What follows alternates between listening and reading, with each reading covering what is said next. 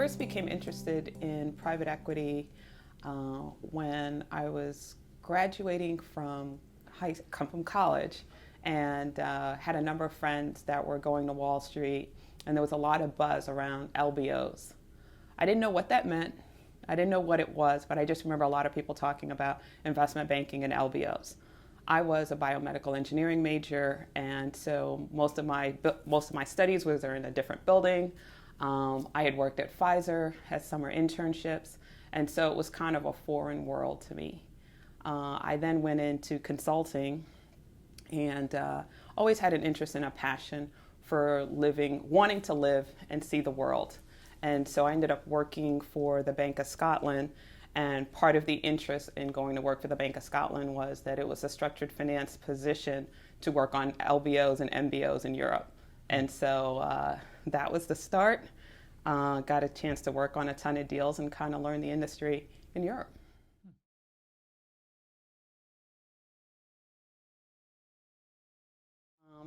So I had done consulting for 2 years.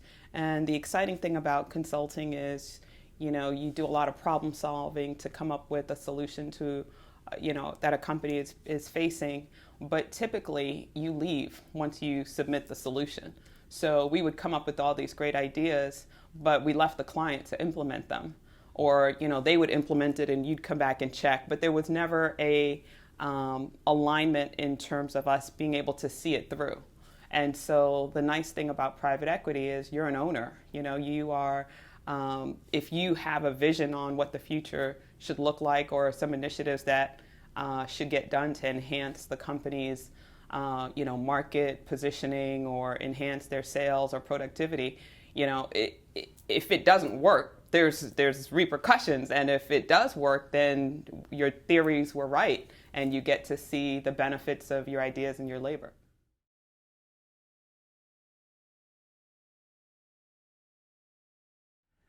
Well, it's a very competitive industry, and it's gotten more competitive over the years.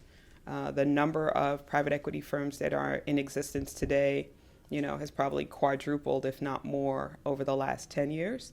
And if you take a longer view, in 20 years, 25 years, even more so. So there's much more dollars chasing the same deals.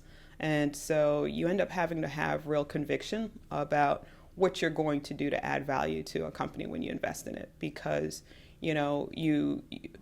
we all try to achieve proprietary deals where you're the only person talking to that founder so that you can get a good price. But oftentimes you'll end up paying market, or hopefully below market, slightly below market. And so you've got to, with that in mind, you've got to know what are you going to do with that business in a relatively focused and short period of time to really get to the growth projections that you want to hit in order for it to be a successful investment. And so I think that's a really big, not that you didn't have to do that before, but you've got to be much more precise about it today.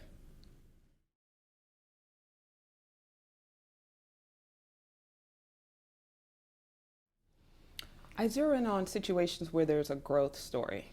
And so my goal is to always try to figure out how we could double or triple a business. And from a sector perspective, I spend a lot of time in business services and in food.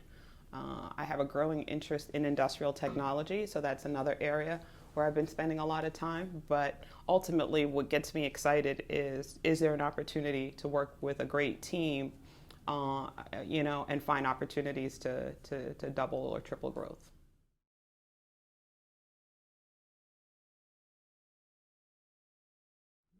Culture is really important.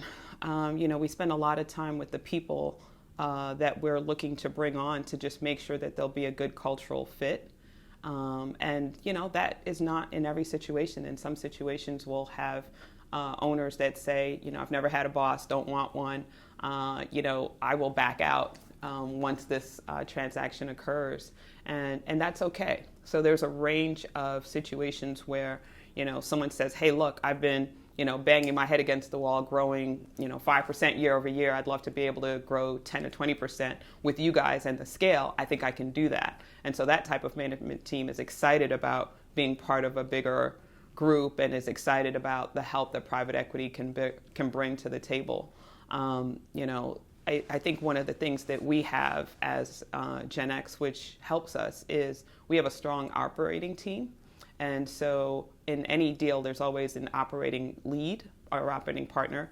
And that role is really critical in helping to integrate acquisitions because, a management team, a CEO, CFO, they've got their basic day job of running the company that we first acquired, and then you acquire another one, and it may be in a different location.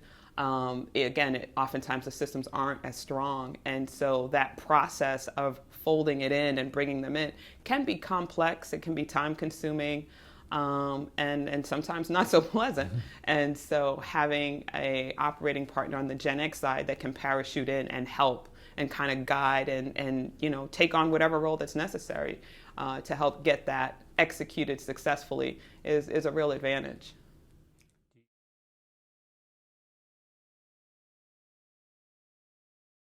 Yeah, I mean, at Gen X, the buy and build is a big part of our strategy. And so we really do look for situations where there's a fragmented market. And so there's lots of different mom and pops that are out there that could be bought and could, add scale to a business where typically when we buy a platform where we think we have a strong management team. We have a business that has strong systems, strong infrastructure, and we're looking for opportunities to buy smaller players that may not have the systems, they may not have the full management team that we can absorb into our platform. And, it's been a great way to grow faster than you can grow organically.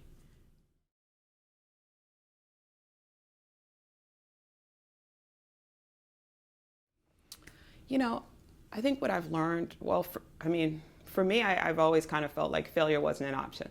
So, I had to be successful. So I guess going back to the engineering days of just kind of always staying at it, I also think that, I come from humble beginnings. And so I know what it's like to be poor, and I don't want to go back there.